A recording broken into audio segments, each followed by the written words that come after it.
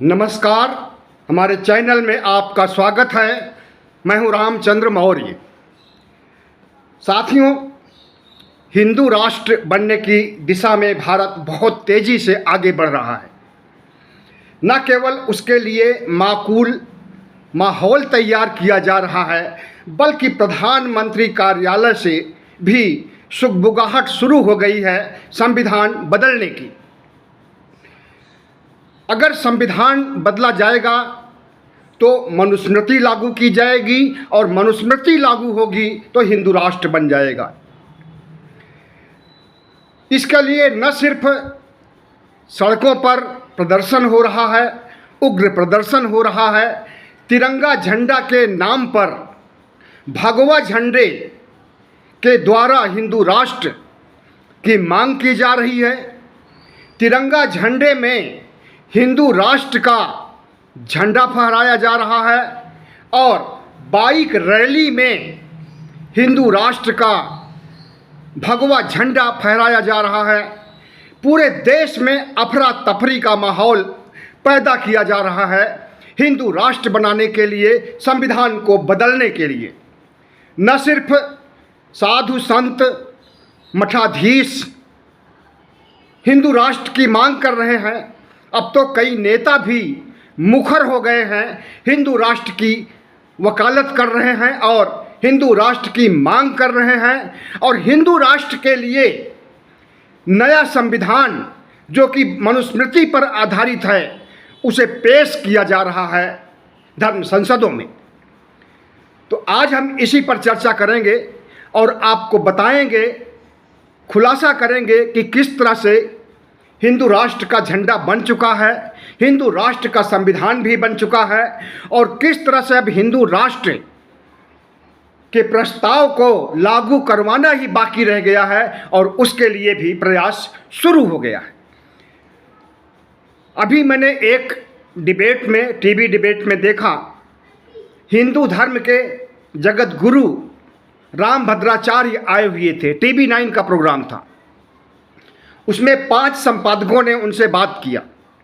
उन्होंने खुल करके हिंदू राष्ट्र का समर्थन किया और उन्होंने धीरेन्द्र शास्त्री, जो कि मध्य प्रदेश का कथित बाबा है, तमाम तरह के विवादित बयान दे चुका है, महिलाओं के बारे में उसकी घटिया सोच सामने आ चुकी है। जिन महिलाओं की शादी नहीं हुई है उनके बारे में कहता है कि यह खाली प्लाट है, और जिनकी शादी हो गई है, जो गले में मंगलसूत्र लटका ली हैं, जो पैरों में बिछुआ पहन ली हैं और सिंदूर लगाती हैं, वो कहता है कि इनकी रजिस्ट्री हो चुकी है। तो ऐसे ऐसे साधु बाबा और कथावाचक धर्म गुरु अगर हिंदू राष्ट्र की मांग पटना में जाकर के, बिहार में जाकर के करें और हिंदू राष्ट्र की मांग के लिए सभा सम्मेलन आयोजित करें और उनका साथ भारतीय जनता पार्टी के नेता दें, सांसद दें, विधायक दें, मंत्री दें, तो क्या कहा जा सकता है कि हिंदू राष्ट्र बनने के दिन बहुत नज़दीक आ गए हैं। प्रधानमंत्री नरेंद्र मोदी और अमित शाह और मोहन भागवत के मुंह से सुनना बाकी रह गया है हिंदू राष्ट्र के बारे में। मोहन भागवत तो कई बार ऐलान कर चुके हैं, बहुत पहले। आज से नहीं आरएसएस मांग कर रहा हिंदू राष्ट्र की। जब आरएसएस का गठन ही 1925 में हिंदू राष्ट्र बनाने के लिए किया गया था, तो जिसका गठन, जिसका उद्देश्य, जिसका मिशन है कि हिंदू राष्ट्र बनाया जाए, और 100 साल तक नहीं बन पाया क्योंकि इन 100 सालों तक कांग्रेस का शासन रहा है। कुछ समय पहले 100 सालों तक आज़ादी और आज़ादी के बाद लगभग 50-60 सालों तक कांग्रेस का शासन रहा। उसके बाद दूसरे पार्टियों का शासन रहा, जनता दल और दमकिपा और तमाम पार्टियां, भारतीय जनता पार्टी, इन सब का शासन रहा। तो जाहिर है कि अब जब 2014 में भारतीय जनता पार्टी की सरकार अपने दम पर बनी है, 2019 में भी बनी है, तो अब इनका मकसद है कि 2024 में जीत करके और तुरंत हिंदू राष्ट्र बना दिया जाए। जिस समय हिंदू राष्ट्र बनाने के लिए 1925 में गठन हुआ था, उस समय से लेकर के और 2023 तक इनका मकसद नहीं पूरा हुआ। लगभग 97-98 साल तक मकसद नहीं पूरा हुआ, लेकिन शतक मनाने के पहले ये हिंदू राष्ट्र बनाना चाहते हैं। 2024 की विजयदशमी के दिन हिंदू राष्ट्र घोषित करना चाहते हैं। उसके लिए माहौल तैयार किया जा रहा है। धर्म संसद में भारतीय संविधान का विकल्प भगवा संविधान पेश किया गया था, इसे आपने सुना ही होगा। अश्विनी उपाध्याय जो भारतीय जनता पार्टी के नेता और वकील हैं, इन्होंने पेश किया था कि हिंदू राष्ट्र बनेगा तो यही संविधान लागू होगा। भगवा कपड़े में लपेट करके संविधान को रखा गया था मंच पर, जहां पर कि भाषणबाजी हो रही है धर्म संसद के धर्मगुरुओं की। लेकिन अब मध्य प्रदेश, गुजरात और जहां जहां डबल इंजन की सरकार है, वहां वहां भगवा झंडे के साथ हिंदू राष्ट्र का झंडा भी फहराया जा रहा है। रतलाम मध्य प्रदेश में पड़ता है। रतलाम में अभी तिरंगा यात्रा निकाली गई, कल की बात है, 15 अगस्त की बात है। रतलाम में तिरंगा झंडा निकाला गया, तिरंगा झंडा यात्रा निकाला गया। रतलाम में ही नहीं, सभी शहरों में निकाला गया। छोटे स्तर पर, बड़े स्तर पर बाइक रैली भी निकाली गई, निकालना भी चाहिए। राष्ट्रीय पर्व है, 15 अगस्त स्वतंत्रता दिवस है। 77वां स्वतंत्रता दिवस मनाने का तरीका सबका अलग अलग हो सकता है, और बाइक रैली निकालना, जुलूस निकालना, तिरंगे को सम्मान देना, तिरंगे को फहराना, तिरंगे को लहराना और राष्ट्र प्रेम को प्रकट करना बुरी बात नहीं है, अच्छी बात है। लेकिन इसी तिरंगे यात्रा में अगर जुलूस में, जो तिरंगे यात्रा का जुलूस निकलता है, परेड निकलता है, उसमें अगर हिंदू राष्ट्र का झंडा, जिसमें कि हिंदू राष्ट्र लिखा हुआ है, तो भगवे झंडे में हिंदू राष्ट्र लिख करके और सबसे ज़्यादा ऊंचाई पर फहराया जा रहा था और जुलूस में लेकर के जाया जा रहा था रतलाम में। पुलिस ने कोई संज्ञान नहीं लिया। सोशल मीडिया पर फोटो और वीडियो देखने को मिले हैं। तो जिस तरह से अगर वही इस्लामिक राष्ट्र या इस्लामिक झंडा होता और मुस्लिम तिरंगे झंडे में इस्लामिक झंडे का प्रयोग करते, तो अब तक उनके घरों पर बुलडोजर चल गया होता, मुकदमा हो गया होता, FIR हो गया होता, गिरफ्तारी हो गई होती, जेल के सीखचों के पीछे चले गए होते। लेकिन ये हिंदू हैं, भारतीय जनता पार्टी के समर्थक हैं, RSS के कार्यकर्ता हैं, तो इनके खिलाफ कोई कार्रवाई न हुई है न होगी। हिंदू राष्ट्र असंवैधानिक है, अलोकतांत्रिक है। संविधान में कोई जगह नहीं दी गई है हिंदू राष्ट्र के लिए या मुस्लिम राष्ट्र के लिए, ईसाई राष्ट्र के लिए, बौद्ध राष्ट्र के लिए, बल्कि यह सभी धर्मों का राष्ट्र है। संविधान को बदल करके भी हिंदू राष्ट्र नहीं बनाया जा सकता है। संविधान के मौलिक ढांचे को भी नहीं बदला जा सकता है। संविधान में बाबा साहब भीमराव अंबेडकर ने ऐसी व्यवस्था की है कि उसमें सुधार तो किया जा सकता है, समयानुकूल नए अनुच्छेद जोड़े जा सकते हैं, पुराने अनुच्छेद हटाए जा सकते हैं, लेकिन संविधान की मूल भावना को, उसके मौलिक ढांचे को नहीं खत्म किया जा सकता। और जब तक संविधान का मौलिक ढांचा रहेगा, संविधान रहेगा, तब तक यह देश हिंदू राष्ट्र नहीं बन सकता है। मनुस्मृति संविधान का विकल्प नहीं बन सकती है, और भगवा गैंग का जो सपना है वो सपना साकार नहीं हो सकता है, न भगवा गैंग का न RSS का। उसे RSS भी भगवा गैंग में ही आता है। तो रतलाम में हिंदू राष्ट्र का झंडा फहराया जाता है, फहराया ही नहीं जाता है, जुलूस निकाला जाता है, परेड निकाला जाता है, उसके खिलाफ कोई कार्रवाई नहीं हुई। तिरंगा यात्रा के दौरान निकाला जाता है। ऐसा नहीं है कि किसी की नज़र, वहाँ के police magistrate, DM, SP, SSP, collector, इनकी नज़र न पड़ी हो। सब लोग वीडियो कॉन्फ्रेंसिंग के द्वारा ऐसी यात्राओं, शोभा यात्राओं, परेड, जुलूस पर नज़र रखते हैं। लेकिन जब प्रशासन इसके लिए दबाव में है, सरकार के दबाव में है, मध्य प्रदेश सरकार डबल इंजन के दबाव में है, क्योंकि डबल इंजन में भगवा गैंग के लोग शामिल हैं, तो कैसे उनके खिलाफ एक्शन लिया जा सकता है। और है बहुत गंभीर बात, अगर यही कांग्रेस शासित किसी राज्य में हुआ होता, ये घटना हुई होती, तो कोहराम मच गया होता। लेकिन चूंकि डबल इंजन राज्य में है, मध्य प्रदेश में है, और वहाँ चुनाव भी होने वाला है, वहाँ कोहराम मचाएंगे तो इसका विपरीत प्रभाव पड़ेगा चुनावों पर। इतना ही नहीं, गुजरात में भी तिरंगा झंडा शोभा यात्रा निकाला गया, जुलूस निकाला गया, परेड निकाला गया, हर शहरों में निकाला गया। और गुजरात में क्या देखने में आता है कि जो तिरंगा झंडा यात्रा या तिरंगा यात्रा बाइक रैली निकाली गई, उसमें जय श्री राम और हर हर महादेव के नारे लगाए गए, धार्मिक नारे लगाए गए।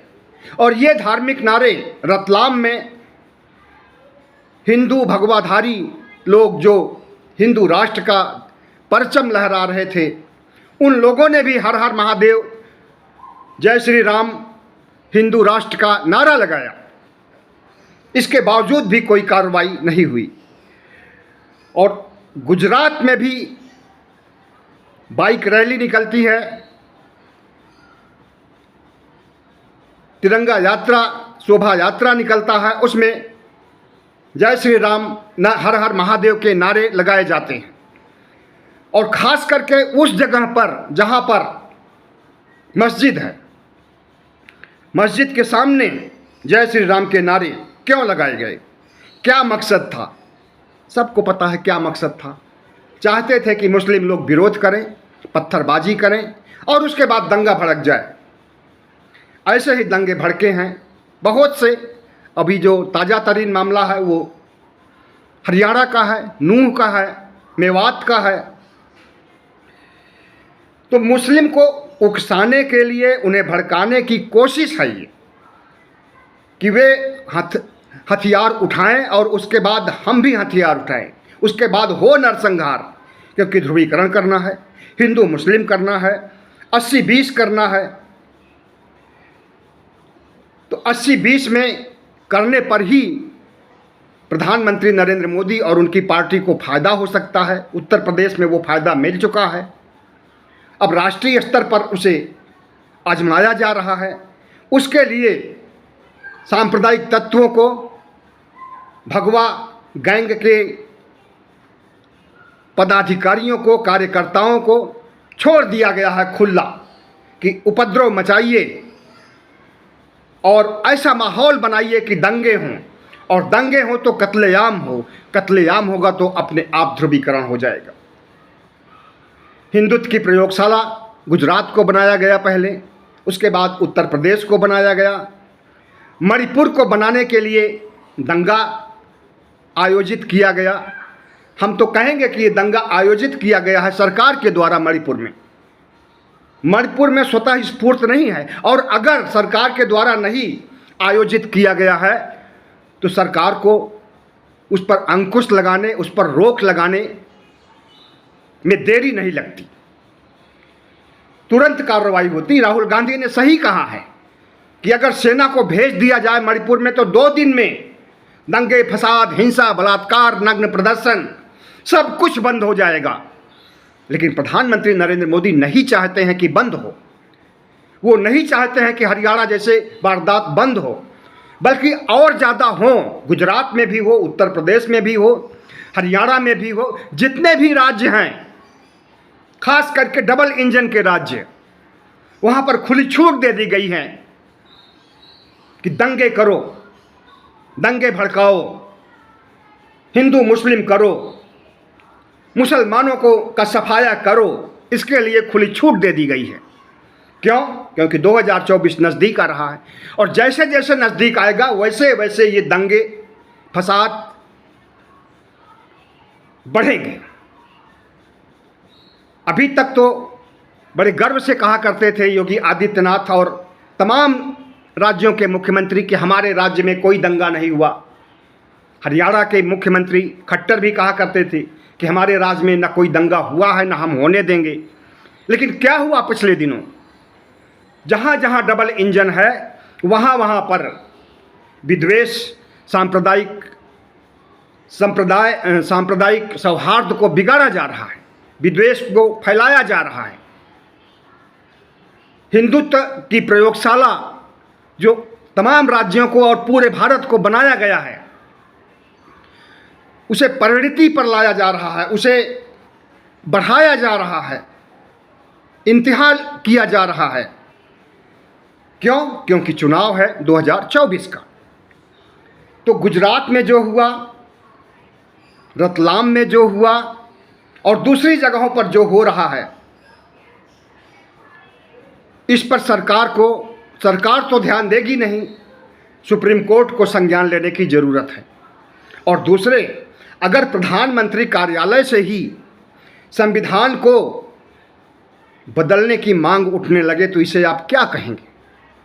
प्रधानमंत्री के आर्थिक सलाहकार परिषद के मुखिया विवेक देवराय ने एक लेख लिखा है मिंट में, और उसमें संविधान को बदलने की बात कही गई है।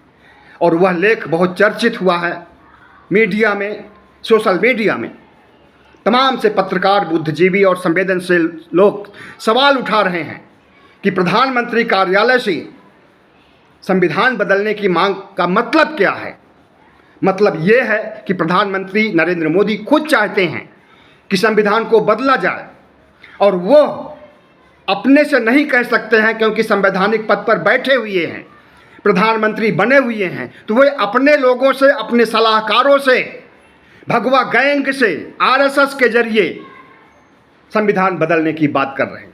और जब प्रधानमंत्री कार्यालय में संविधान को बदलने की मांग उठ रही है, उस पर बड़े बड़े लेख लिखे जा रहे हैं, तो बहुत ही दुर्भाग्यपूर्ण है।